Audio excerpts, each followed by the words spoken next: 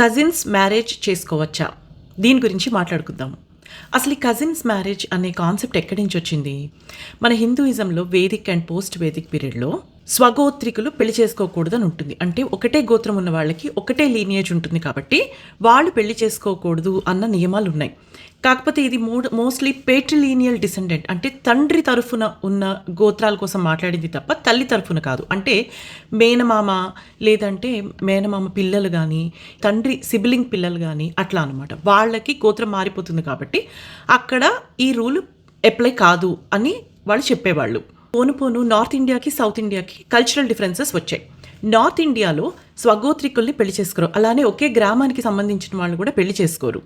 అయితే సౌత్ ఇండియాలో సంగం ఇరా Tamil text almost 300 BCE టైంలోనే they attested the whole concept of cousin marriages. తర్వాత ఆస్తి బయటికి వెళ్ళకూడదను, లేకపోతే వాళ్ళ లీనియేజ్ అలానే ఉండాలను, లేదా మనకి తెలిసిన అబ్బాయి అయితే మన పిల్లని బాగా చూసుకుంటాడను, లేదా వరకట్నం ఇచ్చే స్తోమత లేక ఇంట్లో అబ్బాయికే ఇచ్చి చేస్తే పోతుంది అని ఇలా సొసైటల్ కాన్సెప్ట్స్ కూడా ఎగ్జిస్ట్ అవ్వడం వల్ల కజిన్ మ్యారేజెస్ ఇంకా ఎక్కువ రావడం జరిగింది. బ్రిటిషర్స్ కాలం అప్పుడు హిందూ మ్యారేజ్ యాక్ట్ 1955లో కొన్ని రకాల వివాహ సంబంధాలు ఇల్లీగల్ ఆర్ అన్లాఫుల్ అని చెప్పారే తప్ప అందుట్లో స్పెసిఫికల్లీ ఈ కజిన్ మ్యారేజెస్ గురించి మెన్షన్ లేదు.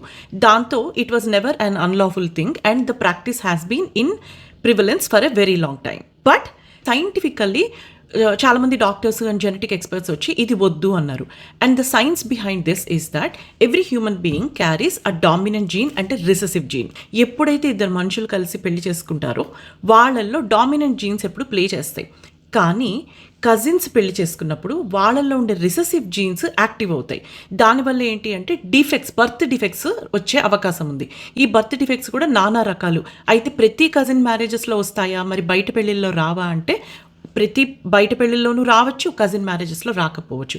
అయితే ఎందుకు అంటే ఇద్దరు సంబంధం లేని మనుషుల మధ్యలో షేర్డ్ జీన్స్ ప్రాబబిలిటీ 0%.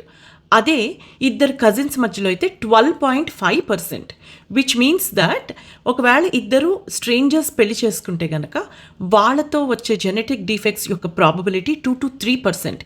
కానీ ఇద్దరు కజిన్స్ పెళ్లి చేసుకుంటే గనక వాళ్ళతో వచ్చే జెనెటిక్ డిఫెక్ట్స్ యొక్క probability 4 to 5%. which means you are actually playing with the risk factor here.